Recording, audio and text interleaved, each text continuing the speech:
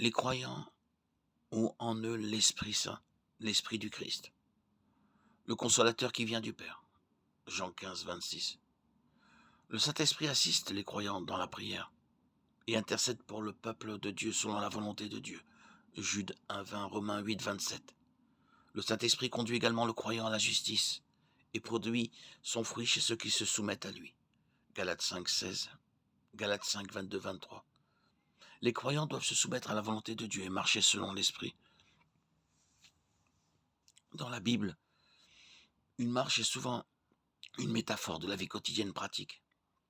La vie chrétienne est un voyage et nous devons le parcourir, nous devons progresser constamment. La norme biblique pour tous les croyants est qu'ils marchent dans l'Esprit. Si nous vivons par l'Esprit, marchons aussi selon l'Esprit.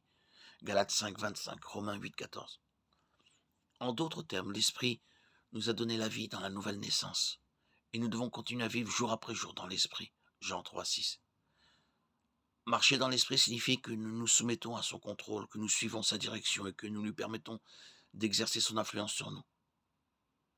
Marcher dans l'Esprit est le contraire de lui résister ou de l'attrister. Éphésiens 4, 30. Galates 5 examine l'œuvre du Saint-Esprit dans le croyant. Le contexte est la libération de la loi de Moïse. Galates 5, 1. Ceux qui marchent par l'Esprit attendent par la foi la justice qu'ils espèrent et sont affranchis de la loi. De plus, ceux qui marchent par l'Esprit n'accompliront pas les désirs de la chair. La chair, notre nature déchue sous le pouvoir du péché, est en conflit direct avec l'Esprit. Lorsque la chair est aux commandes, les résultats sont évidents. Mais lorsque l'Esprit est aux commandes, il produit des qualités divines en nous, en dehors des restrictions de la loi.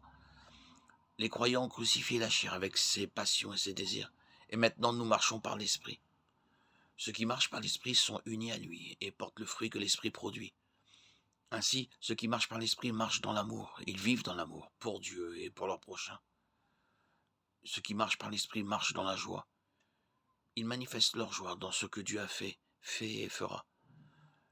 Ceux qui marchent par l'Esprit marchent dans la paix. Leur vie n'est pas définie par l'inquiétude ou l'anxiété. Philippiens 4, 6. Ceux qui marchent par l'Esprit marchent dans la patience. Ils sont connus pour avoir une mèche longue et ne pas perdre leur sang-froid. Ceux qui marchent par l'Esprit marchent dans la bonté. Ils montrent une tendre préoccupation pour les besoins des autres.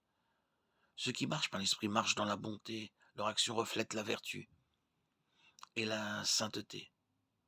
Ceux qui marchent par l'Esprit marchent dans la fidélité. Ils sont constants dans leur confiance en Dieu et en sa parole.